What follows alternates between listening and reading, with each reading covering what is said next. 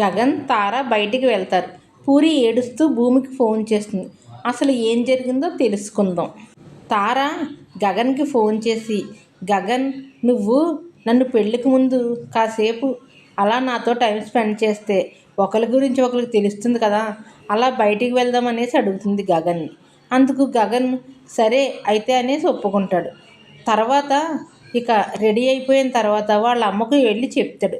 అమ్మ, నేను తార బయటికి వెళ్తున్నాము, తను నాతో మాట్లాడాలని అంటుంది అని అంటే ఇక శారద కోపడుతుంది. ఏంటి, పెళ్ళి కాకముందైనా తనకు నీకు పెళ్ళి అవుతుందో లేదో కూడా తెలియదు. నాకైతే తను నువ్వు పెళ్లి చేసుకోవడం అస్సలు ఇష్టం లేదని చెప్పాను. మళ్ళీ ఇవన్నీ పక్కన పెట్టి నువ్వు మాట్లాడడానికి వెళ్తున్నాను అంటున్నావు.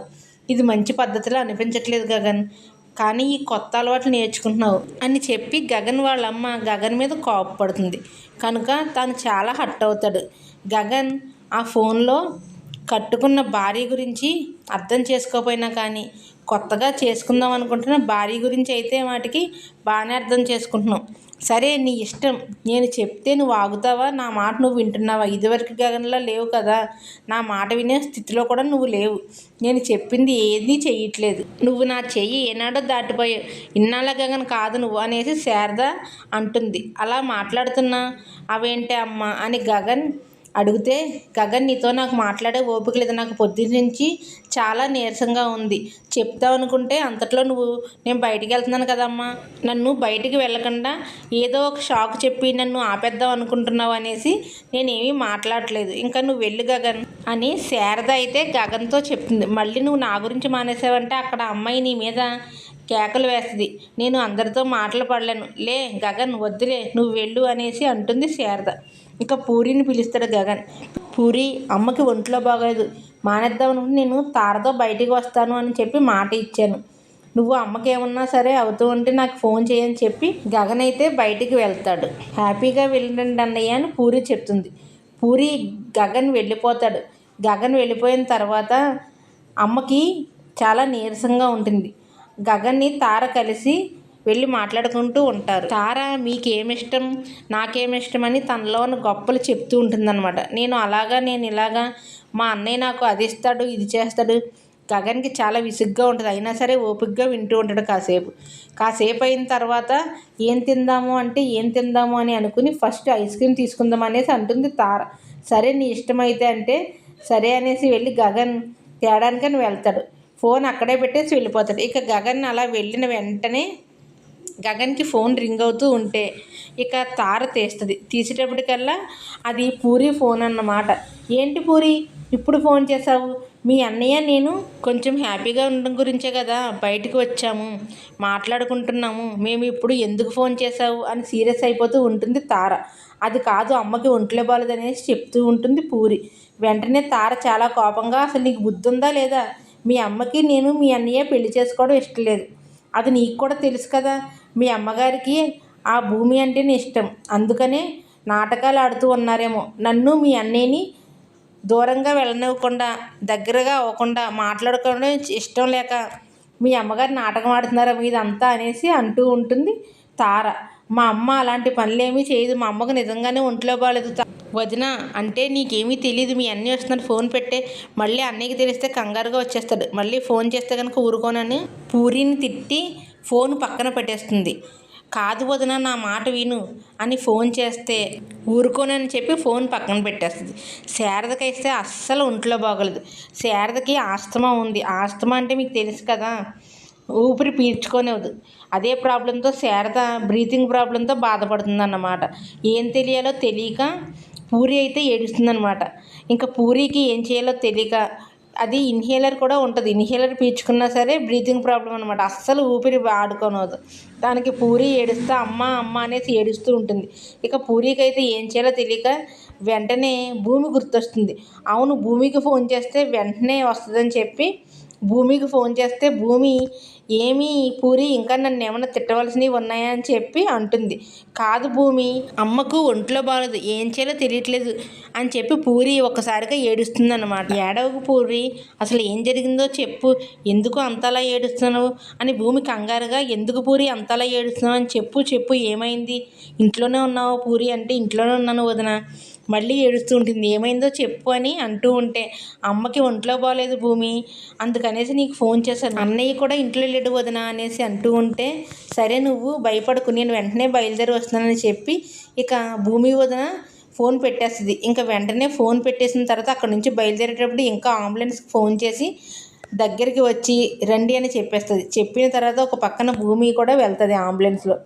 ఇక భూమి ఒకేసారి వెళ్తారు. వెళ్ళేటప్పుడు కల్లా ఇంకా చాలా సీరియస్గా ఉంటుంది శారదకి. ఇక కంగారుగా స్ట్రెచ్చర్ మీద వేసుకుని శారదనైతే హాస్పిటల్కి తీసుకెళ్తూ ఉంటారు. ఇక పూరి అయితే కనుక భూమిని పట్టుకుని తెగ ఏడుస్తూ ఉంటుంది. ఇక ఏడుస్తూ ఉంటే, ఏం కాదులే పూరి, తగ్గిపోదులే పూరి, నువ్వు ఏం కంగారు పడకు, అత్తయ్యకి ఏం అవ్వదులే అనేసి ఇద్దరు కూడా అందులోనే అంబులెన్స్లోనే ఇంకా వెళ్తారు. హాస్పిటల్కి వెళ్ళిన వెంటనే డాక్టర్ గారు చెకప్ అది చేసిన తర్వాత ఆక్సిజన్ పెడతారు. కాస్త రికవర్ అవుతుంది. అప్పుడు డాక్టర్ బయటకు వచ్చి, కంగారు పడకండి, ఈ పేషెంట్ తాలూకోళ్ళు ఎవరుంటే పూరిని భూమి వెళ్తారు. ఎందుకు డాక్టర్, ఎందుకు అయింది అత్తయ్య గారికి అంటే, ఆవిడ ఫుడ్ సరిగ్గా తీసుకోవట్లేదు, ఫుడ్ తీసుకోకపోవడం వల్లే ఇలా జరిగింది, ఆవిడ చాలా వీక్గా ఉన్నారు, అందుకనేసి ఆవిడకి ఆస్తమా అటాక్ అయింది, చాలా జాగ్రత్తగా చూడాలి, ఇప్పటికైతే ఏం ప్రాబ్లం లేదు అనేసి అంటూ ఉంటే, సరే డాక్టర్, థ్యాంక్ యూ డాక్టర్ అంటే అని భూమి చెప్తుందన్నమాట డాక్టర్కి. చేయవలసింది డాక్టర్గా నేను చేశాను, కాకపోతే ఈవిడ కరెక్ట్ టైం హాస్పిటల్కి తీసుకురావడం వల్ల మేము ఈవిని కాపాడగలిగాము, లేకపోతే కనుక కాపాడలేకపోయేవాళ్ళమి అనేసి చెప్తూ ఉంటారు. డాక్టర్ అలా చెప్పి వెళ్ళిపోయిన తర్వాత ఇక పూరి భూమి వదిని హగ్ చేసుకుని, థ్యాంక్ యూ వదిన, ఫోన్ చేసిన వెంటనే వచ్చావు, లేకపోతే కనుక ఇవాళ అమ్మ మాకు లేకుండా పోను, నీ వల్ల ఈరోజు ప్రాణాలతో ఉన్నది అనేసి అయితే ఏడుస్తూ ఉంటుంది. అయ్యో పూరి, ఎందుకలా బాధపడతావు, మీకంటే నేను పరాయిదాన్ని, కానీ అత్తయ్యకి నేను ఎప్పుడు కావాల్సిన దాన్నే, అలాంటి అత్తయ్యని నేను వదిలేసుకుంటానా, నేను ఇందులో చేసింది ఏమీ లేదు, నేను అత్తయ్య కోసం మీకోసం ఏ టైంలోనైనా సరే ఎక్కడికైనా వస్తాను అని చెప్పి భూమి అంటుందన్నమాట. ఇక గంటలోనే తీసుకెళ్ళిపోవచ్చు అని డాక్టర్ చెప్పడంతో ఇక గంట పోయిన తర్వాత మొత్తం అంతా బిల్ అంతా పే చేసేసి భూమి వదిన ఇక ఆ శారదని ఇంటికి తీసుకొచ్చేస్తుంది. ఇక పూరి ఏమీ తినదు కదా, ఇక పూరి కాస్త ఏదో వండి పెడుతుంది భూమిని దగ్గర కూర్చోబెట్టుకుని తినిపిస్తుంది. నాకు వద్దు అని అంటున్నా సరే, ఏడుస్తూ కూర్చున్నా సరే, పర్వాలేదు మీ అమ్మగారికి తగ్గిపోయింది కదా, ఏం కాదులే అని చెప్తుంది. ఇక నైట్ 8 అయిపోతుంది. ఆ 8 గంటల వరకు ఇంకా భూమి అక్కడే ఉంటుంది, శారద అత్తయ్యని చూసుకుంటూనే పూరిని చూసుకుంటూ. ఇక 8 అయిన తర్వాత గగన్ వస్తాడు. గగన్ వచ్చిన తర్వాత, ఇంకా నేను ఇంటికి వెళ్తున్నాను పూరి, ఏదైనా అవసరం ఉంటే కనుక ఫోన్ చెయ్యి, వెంటనే వస్తానని చెప్పి భూమి ఇంటికి వెళ్ళిపోద్ది. ఆ తర్వాత ఉండు, అన్నయ్య ఉన్నాడు కదా అని అన్నయ్య డ్రాప్ చేస్తాడని, వద్దులే పూరి, నేను ఆటోకి వెళ్ళిపోతాను, నేను ఒంటరిగా బ్రతకడం నేర్చుకున్నాను, అలవాటు చేసుకోవాలి కదా, అందుకనే నేను ఒంటరిగా వెళ్ళడం నేర్చుకుంటున్నాను ఎప్పటి నుంచి అని చెప్పేసి అయితే వెళ్ళిపోతుంది. ఇంక వెళ్ళిపోయిన తర్వాత ఇదంతా చూసి తను ఎందుకు వచ్చింది అనేసి సీరియస్గా అడుగుతాడు భూమితో. ఏం మాట్లాడు, తను ఎందుకు వచ్చింది, ఎవరు రమ్మన్నారు, మళ్ళీ నేను తీసుకెళ్ళి దింపమంటున్నావా ఏంటి పూరి అనేసి పూరి మీద సీరియస్ అవుతాడు గగన్. ఇంకా పూరి జరిగిందంతా చెప్తుంది. అన్నయ్య నీ ఫోన్కి ఫోన్ చేశాను, తార ఇలా అన్నది, అలా చెప్పేసరికి గగన్ షాక్ అయిపోతాడు. ఇక పూరి చెప్తుంది, సమయానికి భూమి వదిన రాకపోతే కనుక వాళ్ళ అమ్మని మనం ప్రాణాలతో చూసేవాళ్ళం కాదు అన్నయ్య, ఇక అమ్మ మనకు లేనట్లే, నేను చాలా భయపడ్డాను అన్నయ్య, ఎంత భయపడ్డాను, ఎవరిని పిలవాలో తెలియలేదు, ఇంకా నేను అప్పుడు భూమి వదిని పిలిచాను అన్నయ్య, భూమి వదిన పిలిచిన వెంటనే ముందు అంబులెన్స్కి ఫోన్ చేసి వెంటనే అంబులెన్స్తో పాటు భూమి వదిన కూడా వచ్చింది. హాస్పిటల్కి వెంటనే తీసుకెళ్ళాం కాబట్టి అమ్మ బ్రతికిందని డాక్టర్ చెప్పారు. అన్నయ్య భూమి చాలా మంచిది అన్నయ్య, మన కోసం ఏమైనా చేస్తుంది అన్నయ్య, మనమే అపార్థం చేసుకున్నాము భూమి వదిని అనేసి అంటూ ఉంటే, తల్లి కోసం గుర్తు చేసుకుని ఇంకా ఏడుస్తూ ఉంటుంది. వెక్కి తల్లి మళ్ళీ గుర్తు చేసుకుని, నేను వచ్చేసాను కదా, నువ్వేం బాధపడుకో అనేసి అన్నయ్య ఇంకేం మాటలో తెలియక ఇలా పూరిని తీసుకుని శారద దగ్గరికి వెళ్తాడు. శారద పడుకుని ఉంటుంది. శారదని లేపకుండా చూస్తూ ఉంటాడు. చూసిన తర్వాత, నువ్వు ఏమన్నా తిన్నావా మరి అంటే, భూమి చేసి పెట్టింది అన్నయ్య, తినను అంటున్నా సరే నువ్వేం వెళ్ళి పడుకో, నేనే అమ్మ దగ్గర ఉంటాను అని చెప్పి నేను పడుకున్నాను అన్నయ్య, నాకు పొద్దునుంచి టైర్డ్ అయిపోయాను కదా, నేను ఉంటానులే అమ్మ దగ్గర అని అంటే ఉన్నాను. పొద్దుటి నుంచి భూమియే అమ్మ దగ్గర ఉన్నదన్నయ్య. అమ్మని చూసి నేను ఏడుస్తాననేసి నన్ను రూమ్లోనే ఉంచిందన్నయ్య. అంతా భూమియే చూసుకుంది అని అంటే ఇంకా గగన్ ఏం మాట్లాడలేక అలా చూస్తూ ఉంటాడు. సర్లే నువ్వు వెళ్ళి పడుకోలే, నేను ఉంటానులే అమ్మ దగ్గర అని అంటే అలా పూరి ఇక తర్వాత తన రూమ్లో కూర్చుని ఆలోచిస్తూ ఉంటుంది.